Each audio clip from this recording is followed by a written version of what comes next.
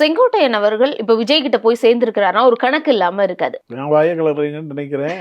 நீங்க நினைக்கலாம் அண்ணன் செங்கோட்டையன் அவர்கள் ஏன் தாவேக்கா போனாரு அங்கிற ஒரு வியூகம்னா எடப்பாடி பழனிசாமியோட ஆணவம் உச்சத்துல இருக்குங்கிறது ஒண்ணு. ஆனா அவர் வச்சிருக்க ஒரே கோரிக்கை, எனக்கு வந்த தகவல், தாவேக்கா தலைவர் விஜய் கிட்ட வச்ச ஒரே கோரிக்கை, எடப்பாடி பழனிசாமி எந்த நிலைமை வந்தாலும் நீங்க கூட்டணி வைக்க கூடாதுன்னு ஒரு கோரிக்கை வச்சிருக்காரு.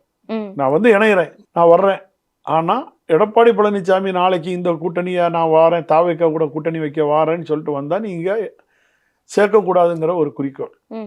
அதனாலதான் இன்னைக்கு அவர் தலைமை பதவியே கொடுத்திருப்பார் அந்த நிர்வாகத்துக்கு.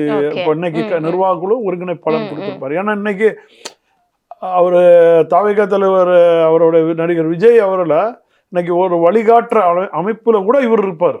எல்லாத்தையுமே A to Z நல்ல ஒரு பதவியை தான் அவர் கொடுத்திருக்காட்டு நான் ஊடகத்துல பார்த்தேன். அது வந்து ஒரு கோரிக்கை வச்சதாட்டு நேத்து எங்களுக்கு வந்த தகவல். அப்போ எடப்பாடி பழனிசாமிக்கு செக் வச்சுட்டார், தாவேக்காவுள்ள கதவை மூடிட்டார். எடப்பாடி பழனிசாமிக்கு தாவேக்கால இனி வாய்ப்பு இல்லை, இனி பாஜக தான் அவருக்கு அடிமை. பாஜக வந்து 117 சீட்டு கேட்டா எடப்பாடி பழனிசாமி கொடுத்துதான் ஆகணும். உனக்கு சின்ன வேணுமா, 117 சீட்டு ஆளுக்கு பாதி பாதி நிப்போம்பாங்க.